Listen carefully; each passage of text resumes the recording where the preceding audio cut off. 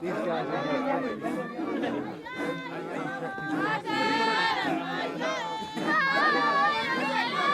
3 degrees south of the equator in the land of the Maasai. Here, close to the Tanzanian border with Kenya, stands Mount Kilimanjaro, the highest freestanding mountain in the world.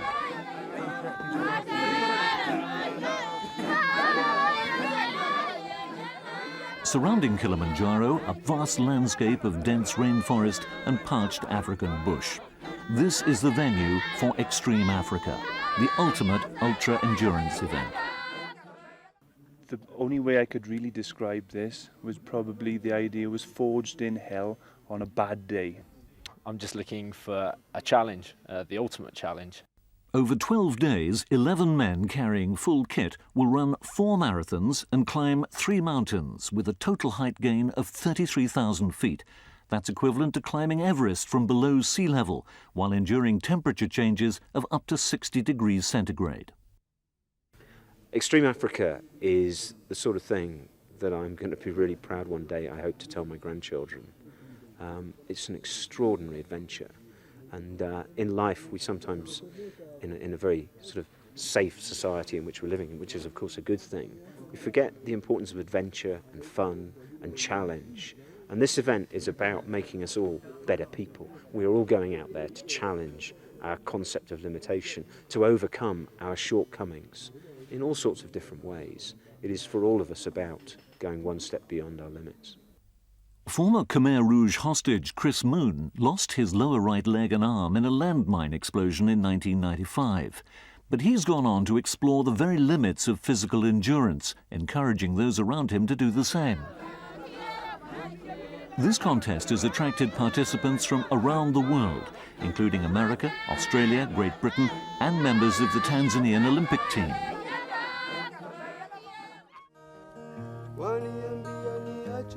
Day 1. Rising at 6 o'clock in the morning from camp at 4,800 feet, the competitors embark on their opening challenge. It's billed as a warm-up, no more than a day up and down, but a steep climb through rainforest with oxygen levels already well below those enjoyed at sea level makes for a tough introduction to the event. The summit of Longido is definitely not for the faint-hearted. It's a sheer drop from all sides of this steep rock face.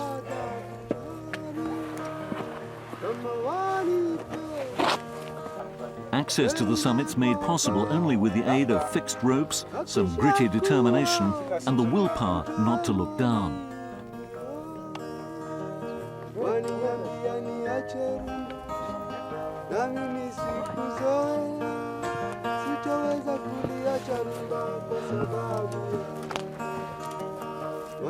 At this stage, the team are fired with enthusiasm and the benefit of months of hard training. Everyone makes the summit, but Walt Toll has his first challenge taken on the group. Day 1. Reasonably tough, but it has been designed as a gentle start to the event. Great to get people acclimatised. One thing that does worry me is that we've got a few blisters among some of the team. Talk to them, most of them, about how they can tape their feet up to try and stop the rubbing tomorrow, because tomorrow is going to be really tough.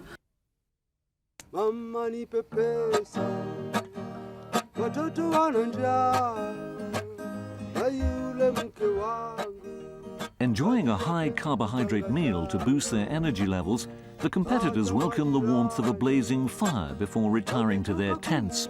Nylon cells they can call home for the time being, in preparation for a 5:30 wake-up call and the unusual experience of tea in bed. Well, almost in bed. Tea or coffee? This is luxury. I've never been anywhere where they bring you tea in the morning like this.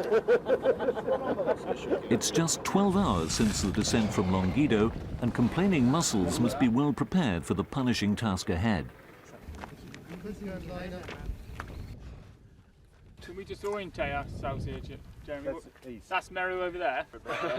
Kili's over that way, and you're going to go pretty well straight in this direction to the 20k mark.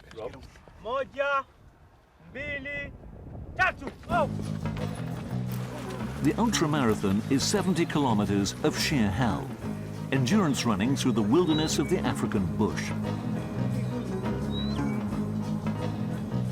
Robert Treadwell establishes an early lead, closely followed by Elwyn Marfell-Jones. The following pack includes the legendary Ironman Chris Moon.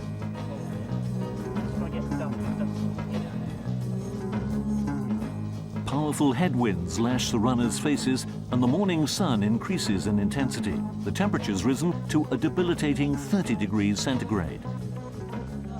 Water stops every 10k offer welcome relief.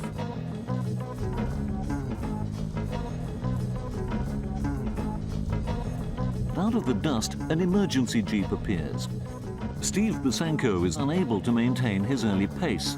He develops chest pains and shivering from exhaustion and dehydration, leaving the doctor no alternative but to pull him out of the race. Robert Treadwell reaches the halfway mark in the lead and refuels. 35k behind and another 35 ahead, his pace slows to a warp. Absolutely shattered. Nevertheless, he keeps ahead of second-place man Elwyn.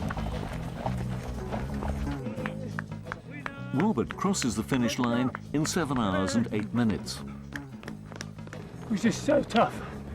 Oh, just ran out of steam. I had diarrhea last night and I had to jog the last 15k, walk it, sort of jog a bit, walk a bit. Oh, everything aches.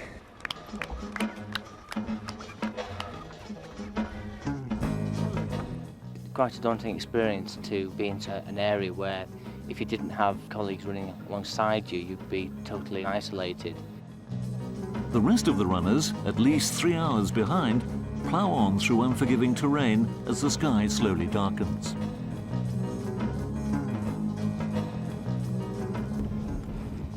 Keeps me off the fags at least.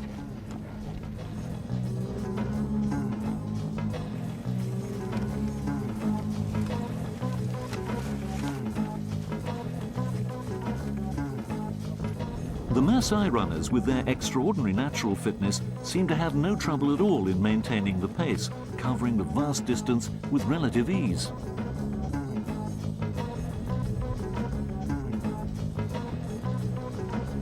Thank you. Thank you. We're finished!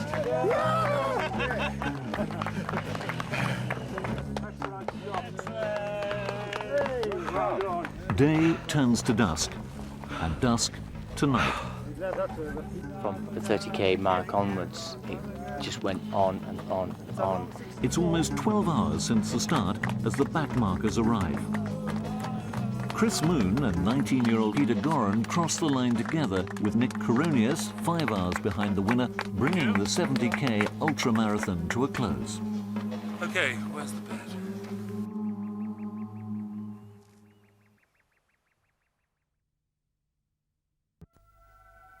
The new day dawns, allowing only a few hours sleep after yesterday's race.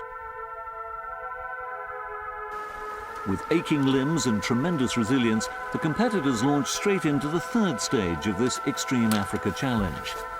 A 3-day climb of the 15,000-foot Mount Meru, carrying rucksacks weighing over 20 kilos each. Enduring wet, slippery conditions and exceptionally steep terrain, it's as much as the climbers can do just to haul themselves upwards as high altitude takes its toll and their suffering bodies begin to starve from depleted oxygen levels. Yeah. Swap packs with me, you'll still be carrying a pack. No, I'm not. Swap mate. All right, up we go, Dave.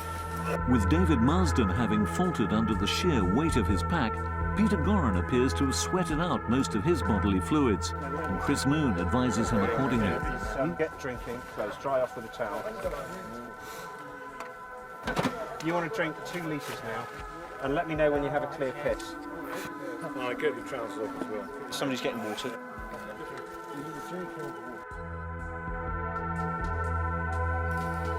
The strain of the event is starting to tell, yet ahead lies a 6-hour climb to the summit.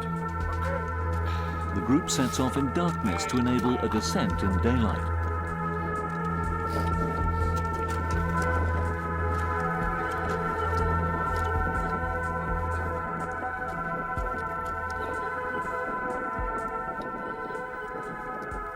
Minus 15 degrees and almost 15,000 feet up, altitude sickness tightens its grip on even the fittest of the group. Robert Treadwell, the ultramarathon winner, is brought to his knees in severe discomfort, suffering pounding headaches and intense nausea. Determined to reach the summit just a few feet away, he urges his exhausted body to one final effort, and together with his fellow competitors, stands triumphant on top of Mount Meru.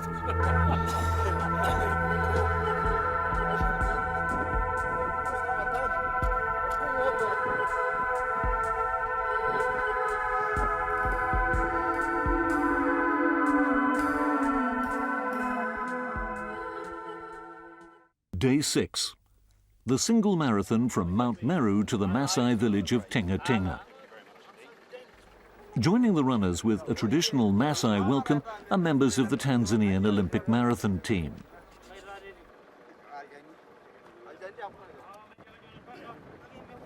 A bizarre cross-section of footwear lines up for the start of the race. Moja, mbili, tatu.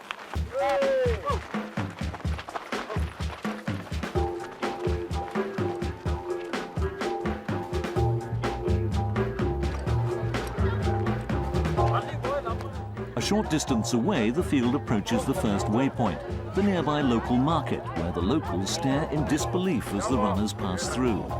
The damp dawn air is soon replaced by searing heat and dust. Pace is vital.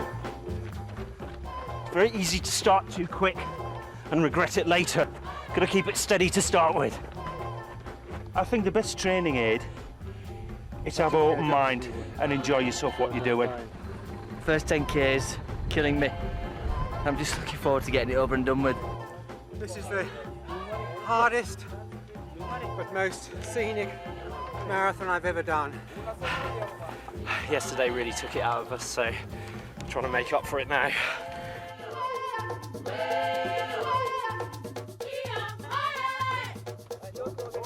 Chris Moon reaches a water point to attend to his prosthesis. What I've got is I've got a series of little blisters that have popped. So I need iodine. That's what I need. Yeah, they're all popped, and I've got the remnants on the back. Since losing his two limbs, Chris has competed in most of the world's toughest foot races. He remains a tireless and powerful competitor, providing huge inspiration for the whole team. It's a lot different than I expected. It's much more challenging, and I'm just looking forward to the next 7 days.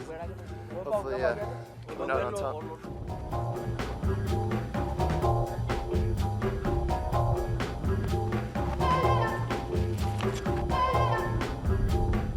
With the last marathon, I struggled, so I just had to stop on the doctor's advice. With this marathon, considering I was almost pulled off Meru yesterday, I was quite pleased with the time.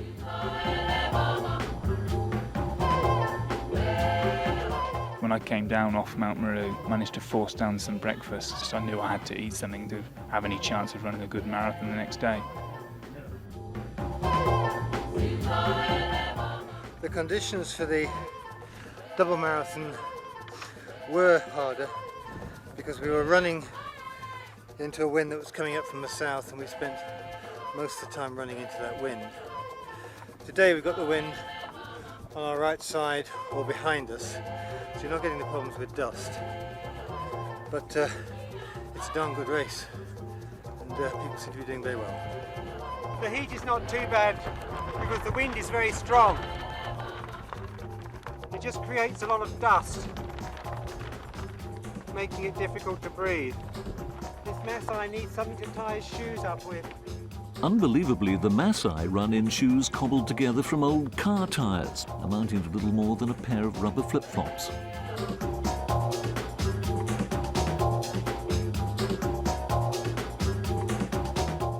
Today's the toughest day for me so far. And I've got a bit of stump trouble today that's really slowed me down, so without doubt this is my biggest challenge.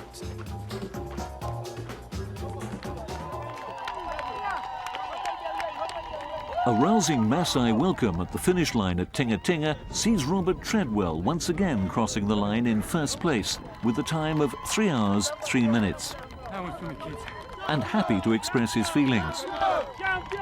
Champion! Champion! Champion!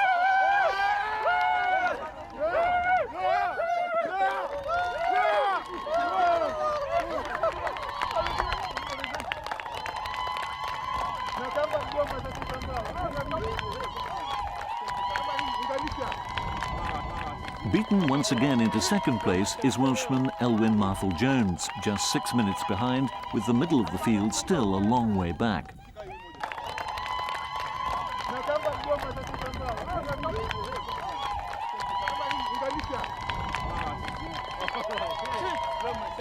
Peter Goran sprints to a finish after 4 3/4 hours, but not all competitors are able to enjoy the euphoria of completing the 40k race, as David Marsden soon discovers. 3:42, well done. Yeah, 3:42. It's really a journey of attrition for the body. And at some point, it says enough's enough and just gives up. Lift his legs up to raise his blood pressure. I had a Maasai running with me. We couldn't communicate much, but you could feel a lot between us.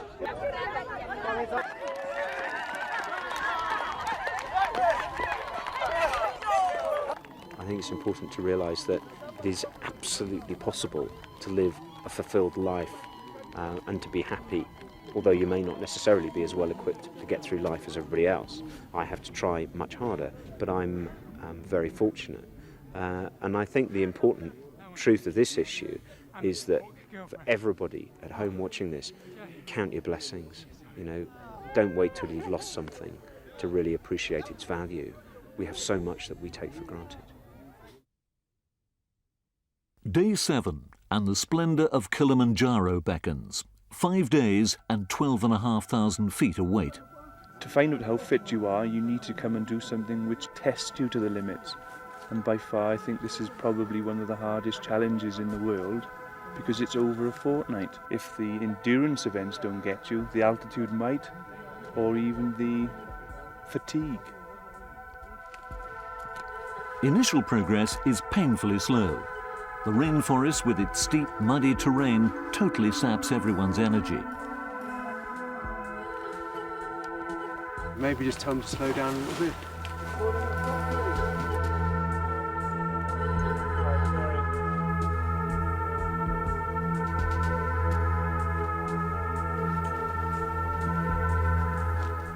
Carrying their own kit adds an immense strain as the team negotiate the dense foliage towards Big Tree Camp. Welcome to Big Tree Camp. Tomorrow we'll be starting round about 7, taking our kit. Then in the afternoon we've got our run from the plateau, from Chira Plateau up to Johnsall Point. We're now at 3,300. We started at about 2:07, so we're at least 4 1/4 hours into it.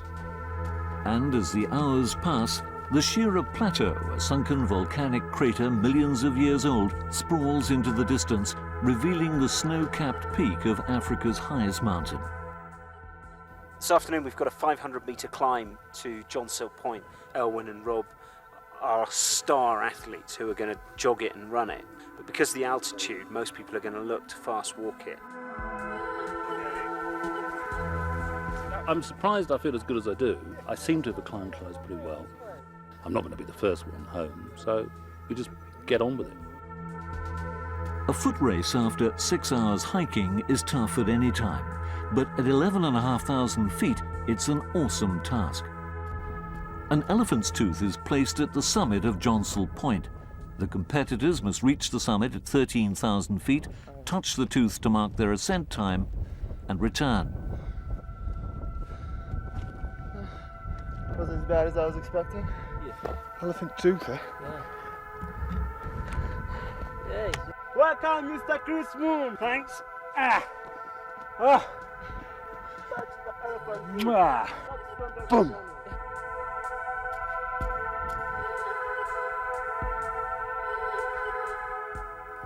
The estimated race time up and down is 2 to 3 hours. Yet extraordinarily, the leaders come into view just over an hour after the start. And this time, it's Elwyn who crosses the line first, 1:06.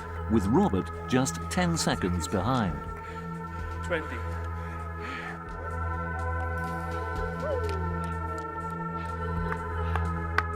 Pardon me. Yeah, well done, Neville. I know I'm going to make it to the top of Kili for 2 reasons. One is because I've never not finished any race I've started. The other reason is because Chris Moon is here. And no matter how bad I feel, when I see him, I know that he's got to be struggling a bit more than me, and it just motivates me to know if he can do it, I think anything's possible, and I know I can make it to the top.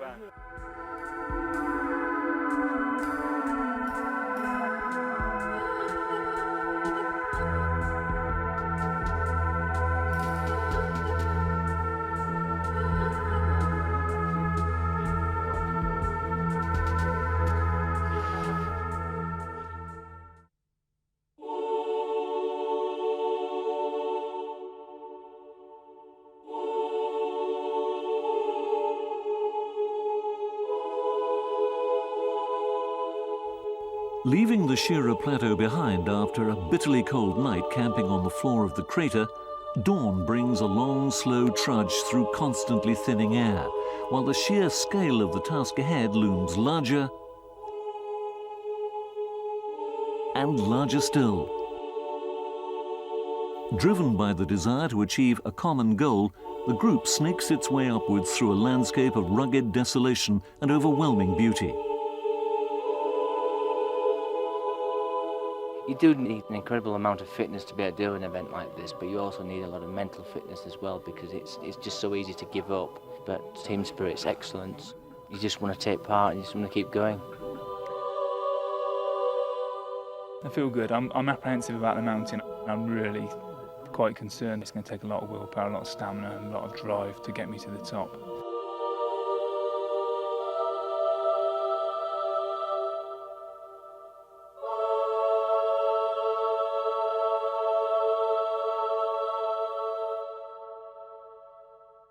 Today was fine for me. My concerns really are with the group and the climb, leaving here at about 3 a.m. tomorrow morning. We were going to do a shorter acclimatisation work, but listening to everybody, they would much prefer to rest. That's by far and away the most sensible course of action. We have 3,400 feet to climb tomorrow morning to get to the summit. I've climbed this mountain before. There are no guarantees that I'll get to the top. I feel pretty confident. I think the secret is to take it slowly. At the moment, I'm very happy with everything. I have my fingers crossed. It's great that people have got onto the concept of this being a team event, and the strong ones are very ready to help those who might need help. So we'll have to see how we go tomorrow. I'm always optimistic. Yeah. Okay, folks, let's roll. It's 3 a.m., 16,000 feet and minus 10 degrees.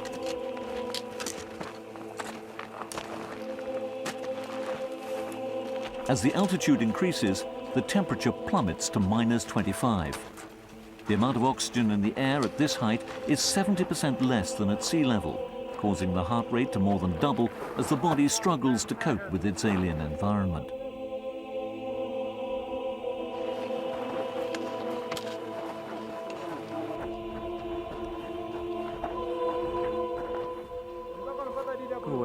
Go away, Steve.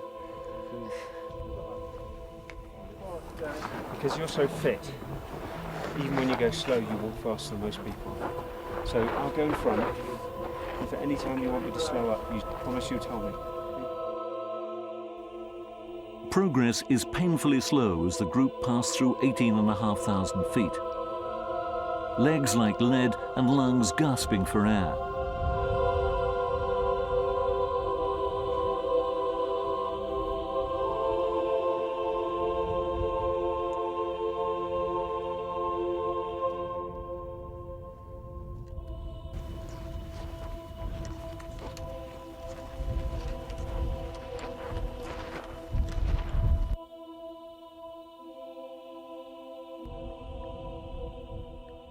But with the journey almost complete, morale surges, and the inner strength and team spirit that brought these 11 men this far finally drives them onto the summit.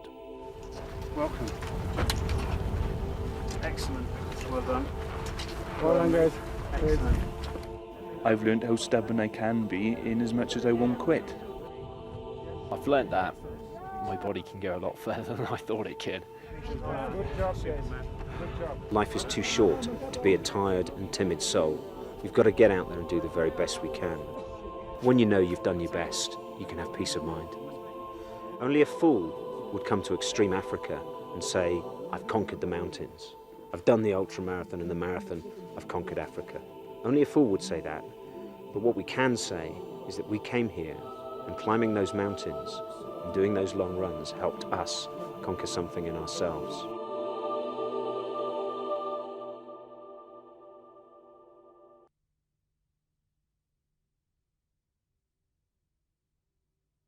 Mama, usinitume Bulawayo. Mama, usinitume Bulawayo. Kama nitakukumbuka nitapaswa nirudi. Kama nitakukumbuka nitapaswa nirudi.